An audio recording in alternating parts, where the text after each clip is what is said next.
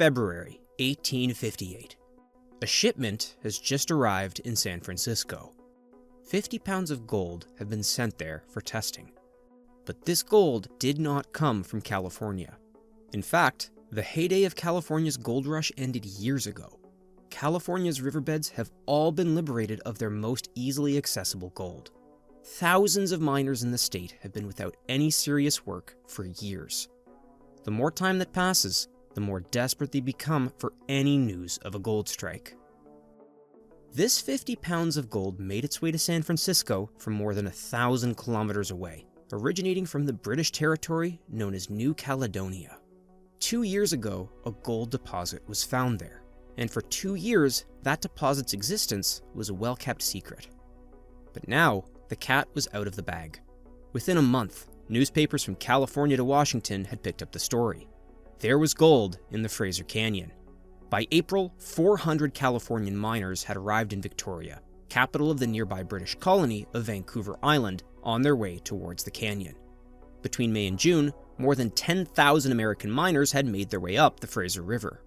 By the fall, that number was up to 25,000. The population doubled again the following year.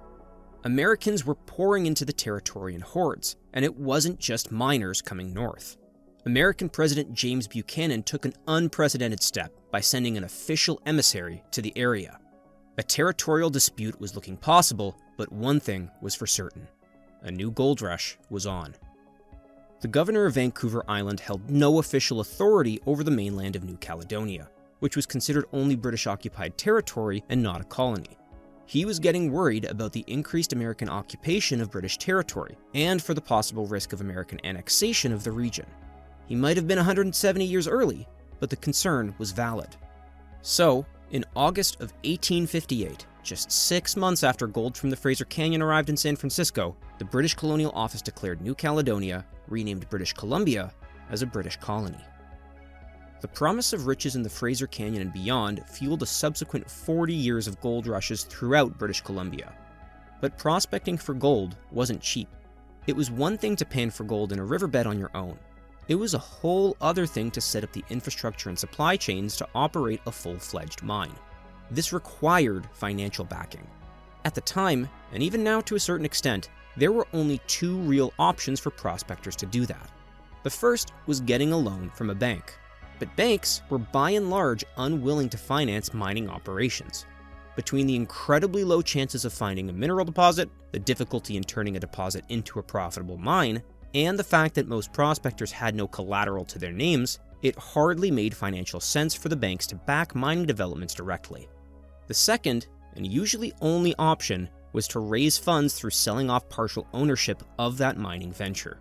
This meant creating a company and selling small portions, or shares, in that company to whoever would buy them. For most prospectors, that pool was limited to friends or family that might chip in a few bucks to get them going. In return, they'd own a part of that venture. If the prospector got lucky and made a mineral find or got a mine up and running, the company became worth something and shares in that venture would increase in value. But fundraising from friends and family can only go so far. Which brings us to the basis for a fundamental modern financial institution: the stock exchange. A stock exchange is a place where people can buy and sell shares in companies. If you are a prospector looking to raise funds to explore for a mineral deposit or develop a mine, your best bet was to list your company on a stock exchange. Instead of pooling money from a small group of relatives and friends, a stock exchange could grow that pool by orders of magnitude, depending on how big of an exchange they got listed on. Today, the Greater Vancouver area is the 3rd largest metropolitan region in Canada, but Vancouver is also one of the youngest big cities in the country. When BC joined Canada in 1871, the city of Vancouver didn't even exist, let alone have a stock exchange. Even by the turn of the 20th century, the city had a meager population of 25,000. Back then, if you wanted to finance a project in Western Canada, you usually had to convince someone with deep pockets out east in Quebec or Ontario to help you out. It was one thing for a well-established mining company to get a loan, but the boom and bust nature of the more common small-time junior mining ventures in BC was seen as too risky by the Canadian financiers of the East. The established stock exchanges in Montreal and Toronto were unwilling to deal with the risk that came with junior mining ventures, not just from BC, but from anywhere. Toronto went as far as to create the Standard Stock and Mining Exchange to segregate all junior mining-related activities away from their more prestigious Toronto Stock Exchange. Luckily, prospectors in BC were able to find willing backers closer to home. The Spokane Exchange in Washington State opened in 1897. Thanks to their geographic similarities to BC, they were very familiar with financing mines just like those that BC was trying to develop. For prospectors in BC, Spokane was the easiest place to secure funds they needed to bankroll their projects. Businessmen in Vancouver were quick to realize that this was not ideal. As more BC companies listed on American exchanges, more wealth would slowly leak out of BC and south of the border to the United States. Clearly not a desirable situation for the business minds of British Columbia. But there was an opportunity here. If Montreal and Toronto were too good to put BC junior mining companies on their exchanges, then Vancouver could take a shot at starting their own stock exchange. And so, to keep Western Canadian mining companies trading on an exchange in Canada, in 1907, the Vancouver Stock Exchange was born. By the end of the gold rushes in British Columbia, a lucky few made fortunes they had only dreamt possible. Many more didn't. But even after all the gold had been found and sold, the draw of a gold rush never really went away.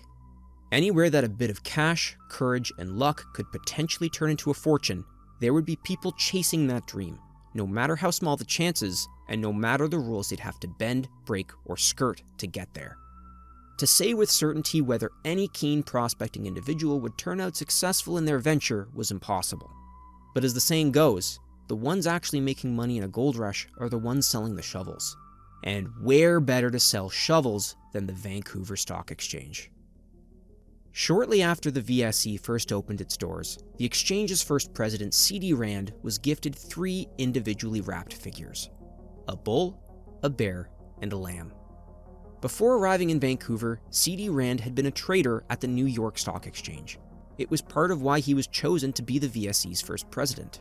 He was keenly aware of what each of these 3 figures represented. The bull represented a rising market, the bear a falling one. But above all, it was the lamb that was most coveted by a stock exchange. The lamb represented the hapless investor who gets fleeced by the market again and again and again. In order for the Vancouver Stock Exchange to survive, they were going to need a steady stream of lambs ready to be fleeced over and over again.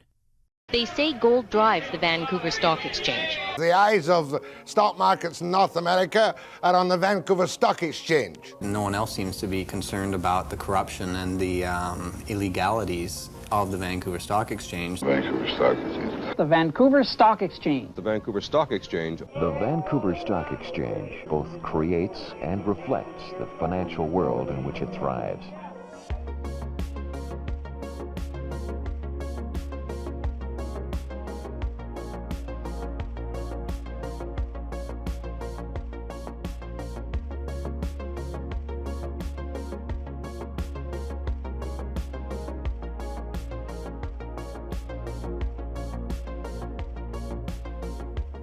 The Vancouver Stock Exchange was not the first stock exchange in British Columbia.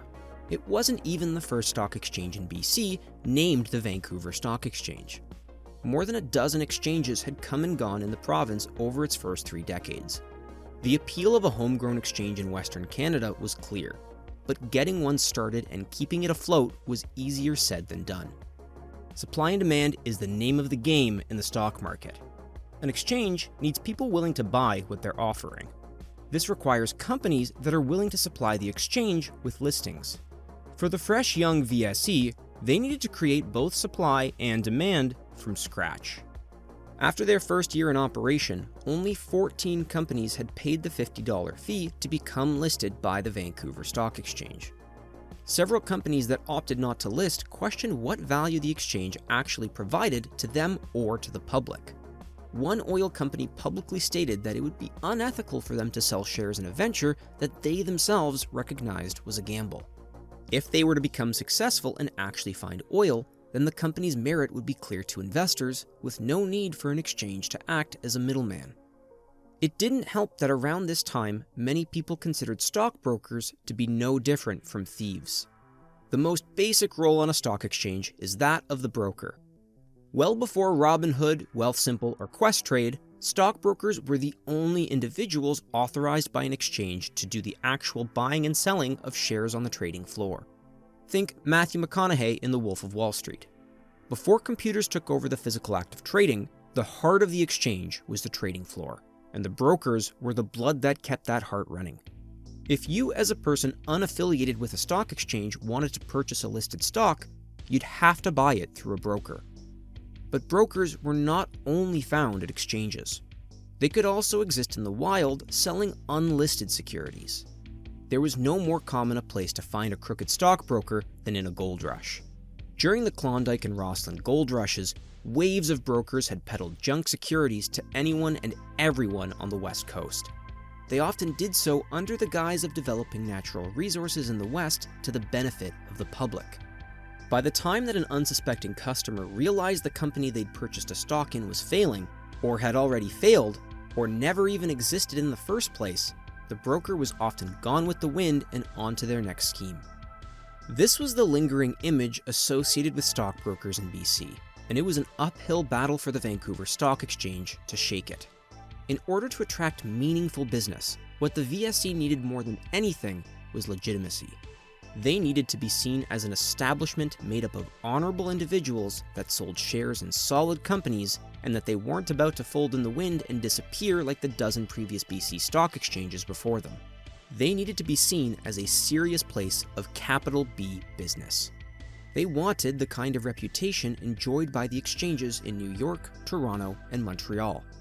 The Vancouver Stock Exchange wanted to be seen as an institution. The way they tried to build that legitimacy was through careful selection of which brokers were permitted membership at the exchange. Only VSE members, either individuals or member firms, were allowed to work as stockbrokers on the exchange. To boot, governance decisions were typically voted on by the members. Like many exchanges, to become a member at the VSE, you had to apply for a seat. Applications were reviewed by a panel of senior exchange members. Reviews often started with a background check looking into the applicant's financials, things like outstanding mortgages or any conditional sales registered against the applicant. But this part of the review was mostly for show. The real basis for approving or denying an applicant was almost exclusively their social standing and the reputation of their family. Any scandal in the man's past would instantly disqualify him from membership at the VSE. On the flip side, if an applicant came from a rich family, all he needed was a reference letter from someone like the family banker to vouch for his character, and membership to the VSE was all but guaranteed. Financial experience was desirable in prospective candidates, but it was never a prerequisite if your daddy was rich enough. As for the female applicants, well, there were none. Canadian stock exchanges explicitly prohibited female members until the late 1960s. By design, the Vancouver Stock Exchange was an old boys club. Through careful selection of their members came an image of what the exchange wanted to represent: wealth, prosperity, and status. The other layer of legitimacy the VSE hoped to gain was through the use of promoters. Promoters were people who had some sort of skin in the game for whatever company they were involved in. Usually, these were the prospectors or founders of a venture. But over time, it became common that promoters were just any individual who held a significant stake in the company. Stockbrokers made their money from the stock exchange on commissions from buying and selling stocks, so it didn't matter to them either way if a stock rose or fell. Promoters, on the other hand, were owners for the stock of their company, so they had a vested interest in seeing a venture succeed and driving a stock price as high as they could. It didn't take long for people to realize just how much money could be made as a stock promoter if you played your cards right. The first person to really show Vancouver how to play the promotion game was Alvo von Alvensleben. Born in Germany in 1880, von Alvensleben knew wealth his entire childhood. His mother was a baroness. His father was a count and the former German ambassador to the court of the Tsar of Russia. But as the third son, and a rowdy one at that, von Alvensleben's chances of inheriting the family fortune were slim to none. So, at 18, his father enlisted him in the military. Von Alvensleben had no understanding of the value of money. He would frequently spend his entire month's salary, plus the hefty monthly allowance from his father, on a single night of drinking and gambling. After 5 years with no career advancement and little drive or ambition to show for, the Count sent the young von Alvensleben on a one-way ticket across the Atlantic Ocean. In the summer of 1904, von Alvensleben found himself in Vancouver. When he arrived, his only possessions were the clothes on his back, 2 suits, and a hunting rifle. He had intentionally left most of his possessions behind before crossing the Atlantic. Like many uninformed European nobles at the time, he had expected to find British Columbia a lawless wasteland of Indians and cowboys. He might have been surprised or disappointed to find the West Coast to be nothing like that. But he had another, more pressing issue. He was completely broke. The hotel he was staying in cost him $1 a day, and in 2 weeks he was completely out of cash. Von Alvensleben had quickly gone from coasting on his allowance to being alone and far from home. There was nothing left for him to do but to try to pull himself up by his bootstraps. So he sold his gun and started looking for work. After days of walking through the Fraser Valley, begging for food, and sleeping in haystacks, he found a job forking hay for $2 a day. A few weeks later, he found a slightly better job working on a fishing boat for $4 a day. That winter, he managed to get hired as the night watchman at the local fish cannery. Within a year, he had saved up enough to buy a boat and work for himself catching salmon along the Fraser River. 2 years later, he had saved his way to a tidy little fortune of $1,500. It may not seem like a lot, but that $1,500 was the seed that would produce one of the biggest empires Vancouver ever saw. Von Alvensleben's first step on the path to building that empire was to get his foot in the door on Howe Street, Vancouver's financial district, the Wall Street of the Canadian West, and home to the Vancouver Stock Exchange. In 1907, after renting an office in downtown Vancouver and opening an account with the Vancouver Sun to run ads in the local newspaper, von Alvensleben purchased a seat for himself at the newly opened VSE. The VSE's first year wasn't very profitable for most brokers, but von Alvensleben turned out to be a natural at the stock market. It wasn't all just talent, though. Western Canada was on the verge of a massive wave of immigration from Europe and Eastern Canada.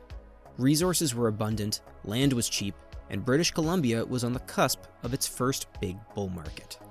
In 1908, just 1 year after purchasing his seat at the VSE, von Alvensleben had 3 salesmen working for him.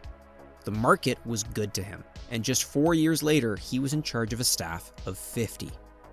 Aptitude for the stock market aside, von Alvensleben was the ideal poster boy for the VSE. His time in the Fraser Valley gave him a foothold in the business world of BC, while his heritage brought a certain status to the exchange's reputation that wasn't easy to come by. His connections in Germany also meant he was the first person at the VSE to bring in significant investments from Europe directly onto the Vancouver Stock Exchange. In those early days, international investments at the Vancouver Stock Exchange were a huge win-win for the public and the investors. Projects got bankrolled to develop the young province, and investors stood to make big returns on good ventures.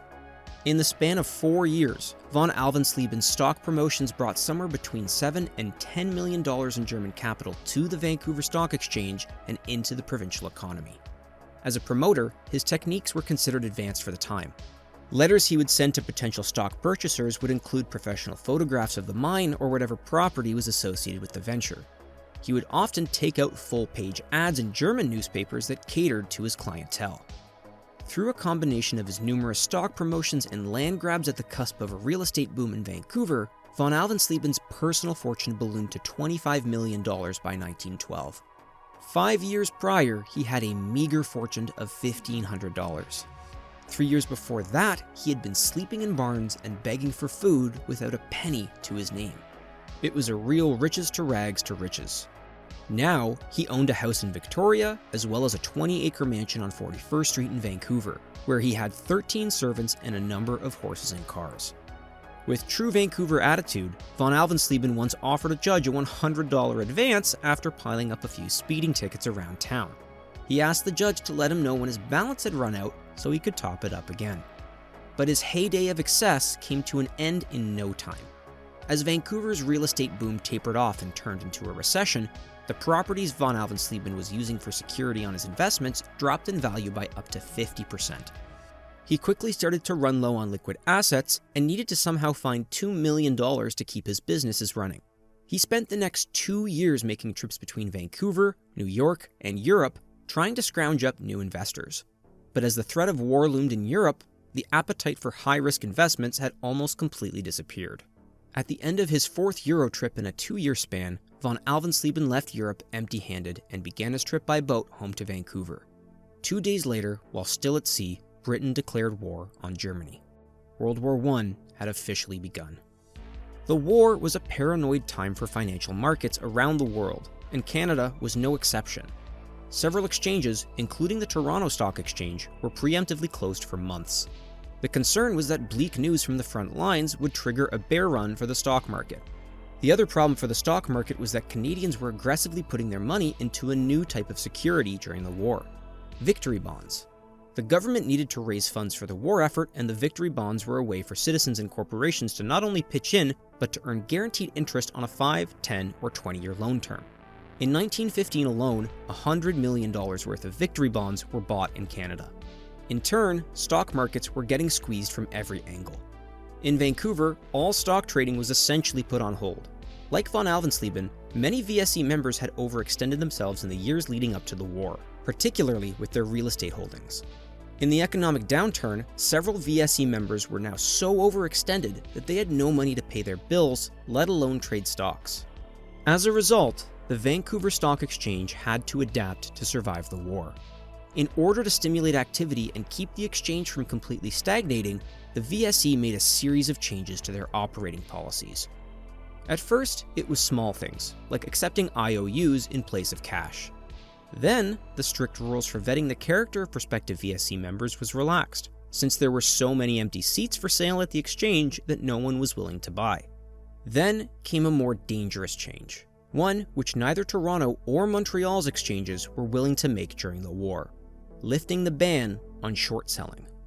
Short selling is the process of selling a security you don't actually own with the promise of delivery of that security at a later date. If at that later date the value of the stock is decreased, you get to buy at the low price, sell at the high price, and pocket the difference. It's essentially a bet that a stock will decrease in value over a period of time. Whether short selling should or shouldn't be allowed is a bit of a contentious topic, but it is allowed in most markets. But short selling during a war is sort of like betting on your own team to lose. Both then and now, it's generally considered unpatriotic and unethical. The VSE made these changes because they were deemed necessary for the exchange to survive. The problem was that these changes began slowly eroding at the legitimacy that the VSE had tried to build for themselves. This was the first round of what became a characteristic pattern at the Vancouver Stock Exchange. Every time there was a downturn in the market, rules at the VSE were relaxed that chipped away at the exchange's legitimacy. By the time von Alvensleben's boat reached North America, Canada was already rounding up German Canadians and putting them into internment camps.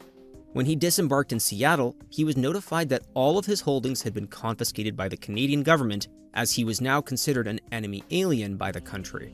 He was forced to stay put in Seattle. Once the US joined the war in 1917, von Alvensleben and many other German Americans were detained in Fort Douglas in Utah. He remained there until his release in 1921, 3 years past the end of the war. By then, his empire in Vancouver was long gone.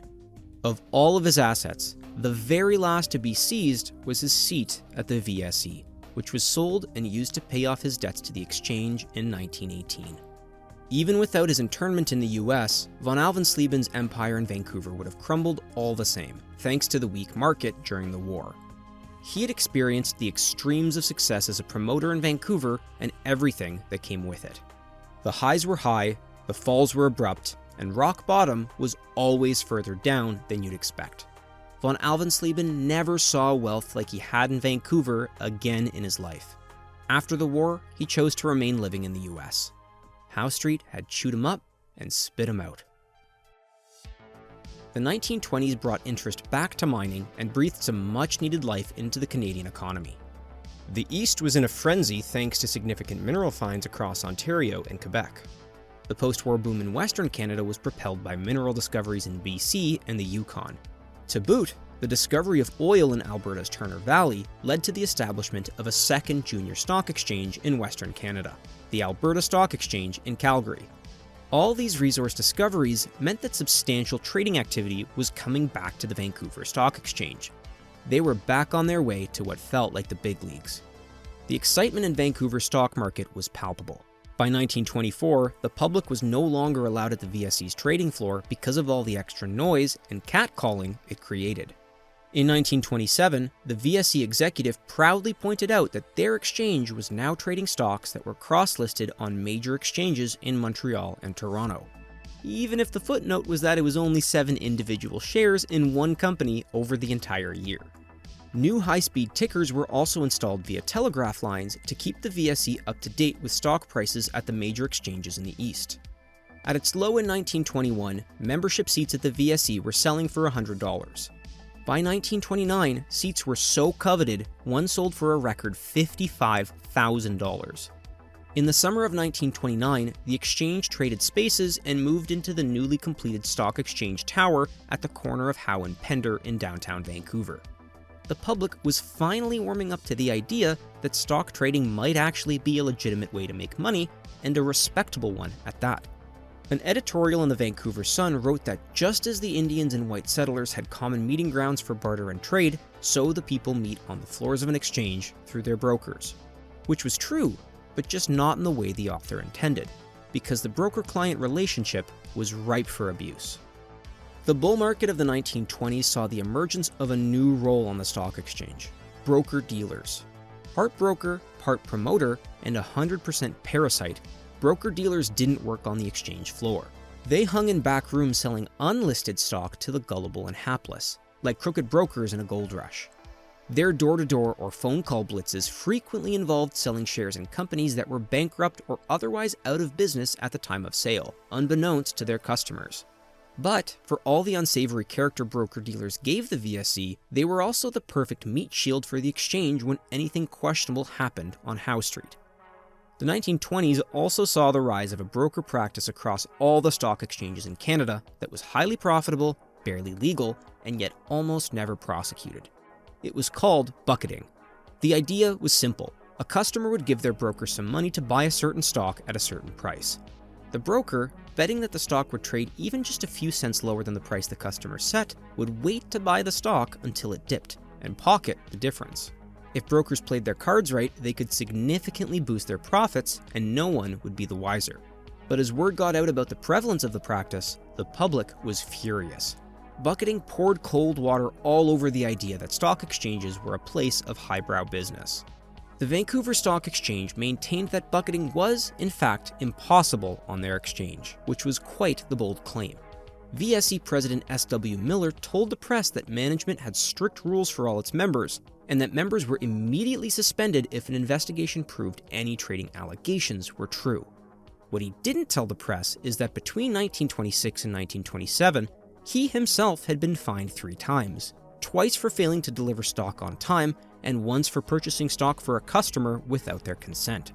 For each of these 3 infractions, those strict rules consisted of paying the minimum $5 fine. Authorities couldn't ignore the growing issue of bucketing, but police in Vancouver were as good as clueless when it came to prosecuting white-collar crime on Howe Street. In September of 1929, Vancouver's police chief made the odd choice to announce that he would be launching a widespread bucketing investigation that would probe every brokerage house in Vancouver. His plan was for this to be a secret investigation, one that he just publicly announced. As one news story put it, the announcement of their determination to investigate and punish will have an effect entirely opposite to the one desired. Warning a suspect of your intention is a poor way to go about catching him. But in the end, it didn't matter. A month later, on October 24th, 1929, came Black Thursday, and the Great Crash that marked the beginning of 2 new eras: the Great Depression and a shifting of economic power in Eastern Canada. In the grand scheme of things, Canada is a young country. The old money in Canada, if you can really even call it that, mostly resided on St. James Street or Rue Saint-Jacques in Montreal, and to a lesser extent, Toronto's Bay Street. Although Toronto and Montreal's main stock exchanges were both founded around the same time, Montreal's exchange saw the greater share of business for more than half a century. Just like the US, the great stock market crash on Wall Street in 1929 was a gut punch to the Canadian economy. But the real pain for Canada started 2 years later, when Great Britain decided to abandon the gold standard. This was a monetary policy held by many countries that fixed the price of gold relative to their currency. The gold standard was seen as a detriment to the British economy in the early 1930s, so in an instant, they discontinued the practice. This decision was the first domino in a series of unfortunate events in Canada. On Saturday, September 19, 1931, Britain abruptly abandoned the gold standard without warning. This quickly led to the Canadian dollar dropping from near parity with the American dollar down to roughly 80 cents. 2 days after Britain's announcement, the Montreal and Toronto stock exchanges opened on Monday for business, but with a caveat. Stocks could only be purchased at a price higher or equal to the last recorded trade of that stock from the prior week. In other words, stocks were not allowed to decrease in price. At the same time, short selling was also outright banned. The fear of a runaway bear market had scared Canada's 2 biggest stock exchanges into price fixing what were supposed to be free market exchanges. Since no one was willing to buy anything under these propped up conditions, trading at the exchanges came to a complete halt. This meant a few things for the brokers. First, since brokers' main revenue was through commissions on trades, they were making no income. Every Canadian brokerage house had taken out loans in the 1920s to leverage their trading capacity, but with no revenue, they were now screwed when it came to making payments on those loans. Given the economic situation, Canadian banks were fairly lenient on how quickly the brokerage houses had to repay their debts. But the drop in the Canadian dollar meant American banks who had lent money to Canadian brokerages decided to immediately call in their loans. This was a lose-lose situation for the stock exchanges. They could either resume unrestricted trading to allow brokers to generate commissions but watch the stock prices plummet immediately, or keep the minimum price restrictions in place to prevent panic selling but watch as investor confidence plummeted and brokerage houses went under as banks called in their loans. In the end, it was a question of how quickly the minimum price restrictions could be rolled back to minimize the damage. This was not an easy decision for the exchanges to make. For them, it was a matter of life or death. The Montreal Stock Exchange relaxed the minimum price restriction on its 4 biggest stocks the very next day after the freeze was implemented, but took until almost the next year to fully undo it across all of their listings. On the other hand, Toronto chose to remove the restrictions much faster. This meant Toronto had more trades happening sooner, brokers were making commissions sooner, and as a result, the Toronto Stock Exchange saw not a single brokerage fail in the aftermath. Montreal wasn't so lucky. 2 weeks after Britain abandoned the gold standard, Montreal's largest brokerage house and 2 others declared bankruptcy. 2 of these brokerage houses were eventually able to reorganize their debts and recover, but public confidence in Montreal's brokerages had taken a serious blow. On its own, this might not have been enough for Montreal to lose its spot as top dog of the Canadian stock exchanges. But Toronto was on the cusp of a big merger. For the most part, the Montreal and Toronto stock exchanges dealt primarily with blue-chip stocks. Banks, mortgages, utilities, and so on. Companies with reliable incomes and relatively certain futures, many of which still exist in some form today. It was understandable that Montreal and Toronto were wary of the boom-bust cycle that came with junior mining. It was even more understandable when factoring in the rise of bucketing, coming primarily from mining brokers in the late 1920s. Bucketing was rampant on the Vancouver Stock Exchange, but it was arguably worse on the Standard Stock and Mining Exchange in Toronto. They had seen a similar trajectory to Vancouver throughout the 1920s. Membership seats at the SSME selling for just over $1,000 in 1921 were selling for $100,000 just 7 years later. The 20s had been good to mining brokers, and as a result had drawn jealousy and loathing from brokers at the Toronto and Montreal stock exchanges. After the Great Crash decimated all the stock exchanges, blue-chip brokers got a moment of schadenfreude when the Crown prosecuted the brokerage of associates Ike Soloway and Harvey Mills. That trial led to the owners of Canada's largest retail brokerage facing 2 repercussions most stock trade violators in Canada never had to deal with: substantial fines and actual jail time. Shortly after the Soloway Mills case, 10 brokers at one of the largest brokerage firms at the Standard Stock and Mining Exchange were arrested in Toronto. This string of arrests was the straw that broke the public's faith in the SSME. In the depths of a massive recession, with a rotten reputation, the only thing that could have saved them was a miracle in the mining industry. And did they ever get one? In the early 30s, President Roosevelt announced that the US would also be abandoning the gold standard. This move came with 2 important impacts in the US. a domestic embargo on American gold exports, and the price of gold in the US rising from $21 to $35 per ounce. The result was a massive incentive for foreign gold mines to expand their production and export their gold to the US. As the closest country to the US with large gold reserves, Canada's mining industry benefited massively from this policy shift, as did the VSE and the SSME. The boom of the gold mining industry in Canada was also a double-edged sword for the SSME. Now that mining was the lone profitable sector of a struggling economy, the Toronto Stock Exchange wanted in on the action and decided to merge themselves with the SSME. The same blue-chip brokers that had previously pointed their nose up at mining brokers to the point that they segregated them to their own exchange had decided they didn't mind the association anymore.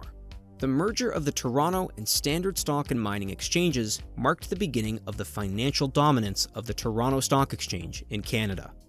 However, this merger would not be without its problems for Toronto. It would just take a few decades for those consequences to play themselves out. The Vancouver Stock Exchange was lucky to be able to ride the wave of the gold mining boom, but Howe Street couldn't resist a scandal for long. Two gold mining companies, Wayside Consolidated and Hedley Amalgamated, rocked the public's perception in the VSE. Neither company was operating legitimately. Wayside's price had been manipulated upwards through wash trading, where brokers were buying and selling amongst themselves to give the stock the impression of being more desirable than it actually was. Hedley Amalgamated's valuation had risen on promising new drill results from one of their properties in 1937. It turned out that the drill cores had been salted. Gold was added to the samples after the fact. Wayside and Hedley were the first two companies to be investigated by an authority outside of the VSE. In the aftermath of these two scandals, the public reacted by giving Howe Street the cold shoulder. In 1937, 121 million shares were traded at the VSE. In 1938, it was down to 30 million. Conveniently, the exchange was able to assert that at least some of the blame was due to the impending arrival of war in Europe yet again. Trading on the Vancouver Stock Exchange and all other Canadian stock markets died down with the arrival of World War II. The only real noteworthy event during the war was in 1943, when Canada was preparing to sign a securities agreement with the United States. Included in the draft agreement was a clause that would allow the US to extradite any Canadian broker that sold a security to an American citizen if that security was not registered by the American Securities and Exchange Commission. Understandably, Canadian brokers weren't too pleased by the prospect of extradition. The Vancouver Stock Exchange, along with 4 other Canadian stock exchanges, successfully lobbied the government to remove this section from their agreement. In Vancouver, that initiative was led by a man who would go on to become one of the wealthiest and most powerful men Howe Street ever saw. His name was John McGraw. As an 18-year-old in 1926, McGraw started his career as an office boy for Pemberton & Sons, a real estate and insurance firm with vast holdings in BC. McGraw's aptitude and problem-solving abilities led to him becoming a protege for Stanley Burke, Pemberton's majority owner. In 1928, Burke wanted McGraw to go to Howe Street on his behalf to get in on the action that was taking the VSE by storm, and bought a seat at the VSE for $35,000 in John McGraw's name.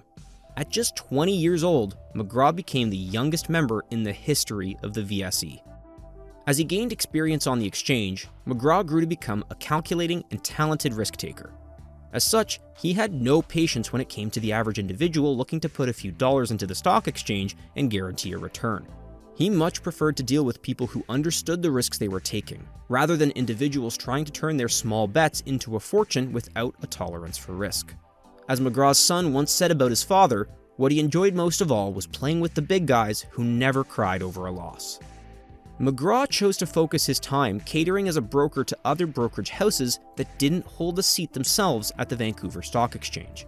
This way, he had access to lots of capital with which to make big plays, while significantly reducing the number of people he had to deal with. World War II provided a reset to the scandalous image of the junior mining market, thanks almost entirely to the public's poor short-term memory. Although they had done no active house cleaning, the lull in trading and lack of news out of the VSE was interpreted as an improvement in the mind of the public, a fact McGraw would make use of later on in his career. It was fair to say that after World War II, the Vancouver Stock Exchange was run by McGraw. In 1947, the exchange had yet again upgraded to a bigger space on Howe Street. During the 1950s, 25% of trade volume at the VSE was exclusively coming from McGraw's brokerage Continental, which he owned as a sole proprietor. He held the position of VSE president for 3 years, but his real influence was on the Board of Governors, the decision-making body for the VSE, of which he held a position for 39 consecutive years. Nothing happened at the VSE without McGraw's knowledge and approval. His friends called him Johnny, the rest called him Sir or Mr. McGraw, but everybody knew him as the godfather of Howe Street. McGraw's philosophy as a leader at the VSE was that any problems the exchange had should be kept out of the public eye and handled internally. Reputations could easily slide the more the public got to see of how the sausage was made on Howe Street, so it was best they saw as little as possible. McGraw's strategy was a big determinant of the success and growth of the Vancouver Stock Exchange for the 2 decades after World War II. On top of leading the stock exchange, McGraw's other big talent was on the trading floor. McGraw didn't just know how to read a stock based on its price. He knew how to read the floor traders. That, and he was willing to take any advantage at his disposal if it meant it would give him an edge in a deal. Once in the 1950s, 2 companies had submitted bids for an extremely lucrative contract to supply gas in the Pacific Northwest. McGraw had been reading the VSE's ticker tape when the news came through about who won the contract. McGraw ripped the tape off so no one else got the news, stuffed it in his pocket, then proceeded to short the company who lost the bid. As news of the deal trickled onto the VSE through other channels, the stock inevitably collapsed. McGraw turned his profits from the short play around the very next day and bought up cheap shares in that company that lost the contract. On top of keeping VSE problems out of the public eye, McGraw was able to keep VSE regulators on a tight leash through his relationship with the head securities regulator in the province, the Office of the SOB. Unfortunate coincidence of abbreviation for the Superintendent of Brokers. The Office of the SOB was a branch of the Greater BC Securities Commission. The BCSC handled securities regulations in the province as a whole, with the SOB focusing specifically on the Vancouver Stock Exchange. From the end of the war until 1962, the position of Superintendent of Brokers was held by J. Stuart Smith, who was close friends and drinking buddies with McGraw. Smith was one of the most lax SOBs to ever regulate the VSE. Whether it was at the Georgia Hotel in downtown Vancouver or in McGraw's mansion in the affluent Shaughnessy neighborhood, the two of them would frequently discuss matters of the exchange over drinks. Through their amicable little oligarchy, they managed to keep any scandals from turning into serious problems for BC or the exchange for nearly 2 decades. The end of their arrangement came with Smith's downfall in 1962, when the press discovered he had been engaging in a gross conflict of interest. For years, he had been cutting deals with prospectors and bankrolling the same types of ventures he was supposed to be regulating. With McGraw's gradual retirement from the exchange over the next few years, the VSE was on the cusp of a new era heading into the late 60s, and it was going to change Vancouver forever. Now we've got to talk about Toronto. Toronto, wow. See, I'm concentrating on the salacious stuff. Let me preface what I'm about to say by stating that I do not live in Toronto, I never have, and I probably never will. But here's the bottom line. Toronto was, and still is, the financial center of the universe in Canada. For the entirety of the Vancouver Stock Exchange's existence, there was a love-hate relationship when it came to the Toronto Stock Exchange. This was your classic Canadian East versus West rivalry. Vancouver wanted and loathed the success that Toronto had, and Toronto didn't really spend too much time worrying about Vancouver. For all of Vancouver's potential when it came to the mining industry, by the 1960s, the Toronto Stock Exchange was still the Canadian center of junior mining, thanks to their merger with the Standard Stock and Mining Exchange in the 1930s. And while Vancouver had from time to time made a splash in Eastern news, it usually came in the form of scandals at the VSE. But Bay Street had their own dark side brooding.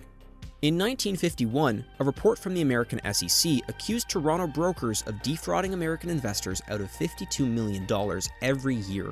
The TSE was not squeaky clean. There probably isn't a stock exchange in the world that is. But the junior mining business they'd adopted after their merger in the 30s was starting to cause them problems. Given how much financial weight Toronto carries in Canada, it shouldn't come as a surprise that things that happened on Bay Street would have implications in Vancouver. The single most important event in the history of the Vancouver Stock Exchange took place in Toronto in 1964. What was surprising is who caused it. This is Viola MacMillan. Born the 13th child of 15 in Muskoka, Ontario, Viola MacMillan had one of the most incredibly prolific careers, not just for a woman, but for any prospector of her time. As a child, her mother had planned out a very different future for her. Her mother, she always told Viola that there was no need for her to have an education, that it would be wasted on her, that she would just, get married and have children, and if she did need a job to fill in the meantime, she could be a maid in the hotel nearby. But Viola always wanted more than that. After high school, Viola moved to Windsor, where she worked jobs as a telephone operator, a live-in maid, and any other job she could get to pay her own way through business school. At the age of 20, she married George MacMillan, and together they worked as prospectors across nearly all of Canada. It wasn't uncommon for Viola and George to be out in the bush for more than half a year at a time. In an interview in her 50s, Viola told a reporter, "I'm a miner. I love this industry and I want to stay in it until I die." It was highly uncommon for women to be in the mining business at this time, but that never came close to stopping Viola. Extroverted, spirited, and barely 5 feet tall, Viola MacMillan knew everyone important in mining. And they not only knew her, they respected her. For 20 years, Canada's Queen Bee of Mining was president of the Prospectors and Developers Association of Canada, the top lobbying group for mining in the country. In addition to being a prospector and lobbyist, Viola MacMillan was also a promoter for her own mining ventures. The reality with a career in prospecting is that the big deposits that will make you a fortune are few and far between. So when a once-in-a-career opportunity to cash in on one of your mineral finds presents itself, there is a big incentive to squeeze as much as you can out of that opportunity, even when the truth becomes an obstacle. By the early 60s, the MacMillans had staked a dozen mineral claims on properties near Timmins, Ontario, which they held through their TSE-listed company, Windfall Oil and Mines. In 1964, Texas Gulf Sulphur Company discovered a massive lead-zinc deposit directly adjacent to these properties staked by the MacMillans. Anyone and everyone near the find immediately went to work drilling core samples to see if this lead-zinc deposit extended into their properties. Early in July of 1964, the first core sample was drilled on the Windfall property, hoping to find evidence of zinc or lead. So we started to drill, and before we got any of the results from what we got in the drill hole, everybody started running on our stock. And of course, the rumors were flooding all through Toronto and across Bay Street that, hey, it looks like a jewelry store. Viola has hit something really magic. But the MacMillans were told that the results from this core sample had come up negative. No mineralization was present on their property. Usually, at this point, an exchange-listed company would make their drilling results public. The MacMillans did not do that. Meanwhile, Windfall's drilling program was ordered to continue, something that was almost only ever done if the first drilling sample showed mineralization. From an outsider's perspective, this was interpreted as a sign that something significant had been found on Windfall's property. Adding more fuel to that speculation was the fact that Viola was actively wash trading Windfall stock on the TSE. By shuffling shares between different holding companies that she owned, this created a sense of activity with Windfall stock on the TSE that was completely manufactured. After the fact, it was estimated that 40% of all Windfall trading was coming just from Viola. This artificial trading activity, combined with the yet-to-be-disclosed drilling results, drove the public's imagination crazy. Rumors about the motherlode found on Windfall's property were spreading like wildfire, which led to a bull run for their stock on the Toronto Stock Exchange. Over the course of 3 weeks in July, Windfall's stock price had multiplied by a factor of 14. Meanwhile, the Ontario Securities Commission and the Toronto Stock Exchange were hounding the MacMillans to publish their drilling results to end the speculation and ground the market mania back in reality. When the negative drilling results finally became public, 3 weeks late, Windfall's shares dropped almost immediately back down to where they were at the start of the month, but not before Viola made off like a bandit. The MacMillans could not have picked a name more on the nose than Windfall. All in all, Viola MacMillan walked away from the Windfall affair $2 million richer than she started. More than she and her husband had made over the course of their 30-year prospecting careers up to that point. The Windfall scandal sent shockwaves through both the public and the Securities Commission in Ontario. It wasn't just because of how high Windfall stock climbed and subsequently fell. It was the fact that at the center of it was one of the most prominent and respected public figures in Canadian mining. If this kind of flagrant trading could be allowed to happen, what chance was there for the public to ever make money at the stock exchange? Confidence in Toronto's stock market was wearing thin, and the public needed to see someone held responsible for Windfall. Ever since the merger of the TSE and the SSME, the reputation of Toronto's exchange had started to slide, and with it, the reputation of the companies listed on the exchange. In the aftermath of Windfall, well-known names on the TSE were sounding the alarm. Established blue-chip mining companies like Inco, Imperial Oil, and Noranda were threatening to move to the New York Stock Exchange unless something was done to the scandal-prone junior mining branch of the TSE. The MacMillans faced fraud charges, but were never convicted for their failure to report drilling results from their Windfall property. However, Viola MacMillan was charged with wash trading that manipulated the price of gold mining stocks on the Toronto Stock Exchange, and was sentenced to 9 months of prison as a result. For her role in Windfall, Viola MacMillan denied any wrongdoing. The Windfall scandal was a turning point for the Canadian securities market. It convinced both Bay Street and the Ontario Securities Commission that in order for Toronto to maintain its position as top dog of Canadian finance, it had to not only look like they were playing a cleaner game, they actually had to play a cleaner game. The Ontario Securities Commission began a period of heavy regulation to make sure that the public knew that stock manipulations like Windfall could never happen on the TSE again. When the Ontario Securities Act came into effect in 1967, it effectively eliminated the junior mining industry for financial markets in Eastern Canada. The fallout from Windfall alone would have made an enormous splash in Vancouver, but it was magnified even further by 2 mining promotions at the VSE, Pyramid Mines and Dynasty Explorations. By 1964, Pyramid Mining Company was broke. With less than $8 in their corporate bank account, they were facing 2 options: bankruptcy or a massive share sell-off to scrape together enough funds for one last mineral exploration program. They approached Vancouver broker-dealer Ted Turton to help them raise the capital. To drum up excitement and a new image for themselves, they decided they needed a new property to tie themselves to. They settled on a chunk of land up near Pine Point in the Northwest Territories, near where Cominco was selling off chunks of land on the perimeter of the main ore body from their recent discovery of lead, zinc, and silver. Turton's firm managed private underwritings of shares in Pyramid to raise the capital for a drilling program on their new property, and initiated the listing process for the company at the VSE.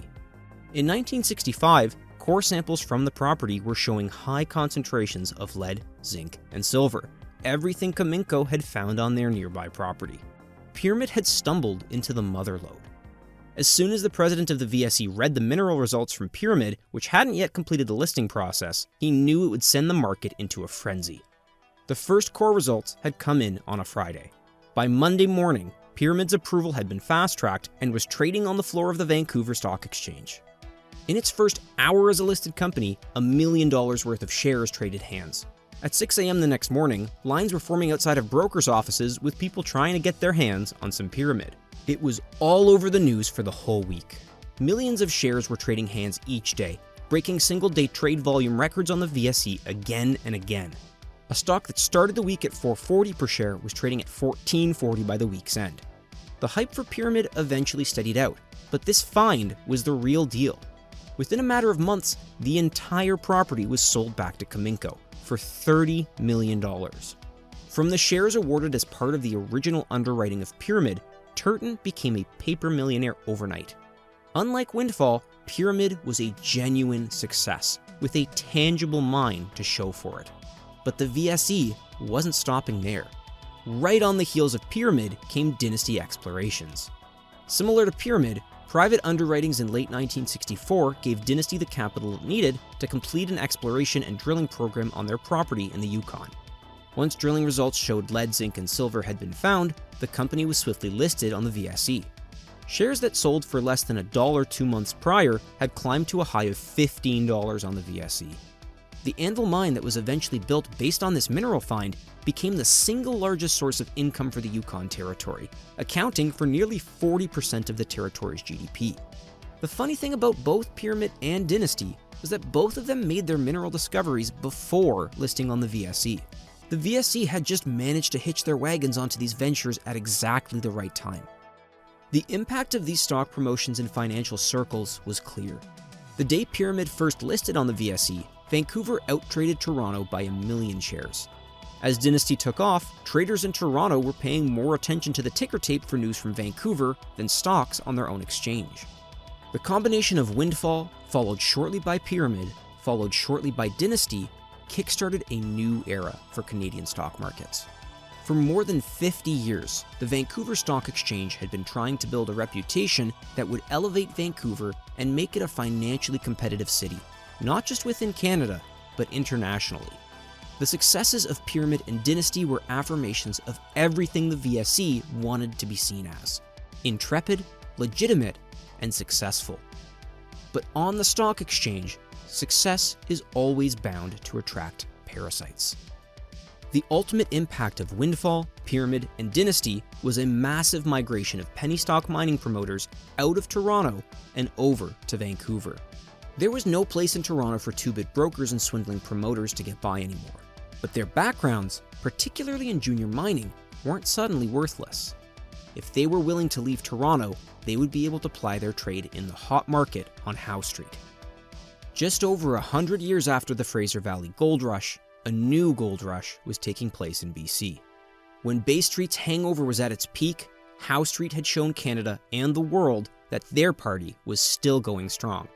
The entire Canadian stock market was about to turn on its head. At the height of the pyramid mania, one broker put it this way: Toronto's had it for 25 years. It's BC's turn now. With a mass exodus of new faces heading from Toronto to Vancouver, there were concerns about whether the VSE was ready to handle the influx of newcomers, particularly when it came to regulation.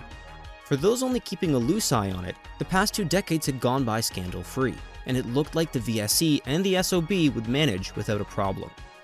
But those paying attention knew that with John McGraw heading into retirement, a power vacuum was about to form. A vacuum that, with the right touch, this new faction of Toronto brokers would be poised to fill. Change was coming, and in Vancouver, it was the beginning of the end. The Vancouver Stock Exchange would not survive the 20th century. When clowns come to a castle, they do not become royalty. The castle becomes a circus. And the Howe Street Carnival was just getting started.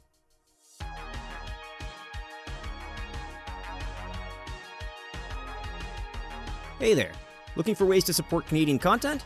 If so, go and check out my Patreon. As part of my Patreon, you'll get early access to all video releases, an invitation to my Discord server, access to behind-the-scenes content, and more. Your support would be greatly appreciated, so go ahead and check it out if that sounds like it would interest you. Thanks!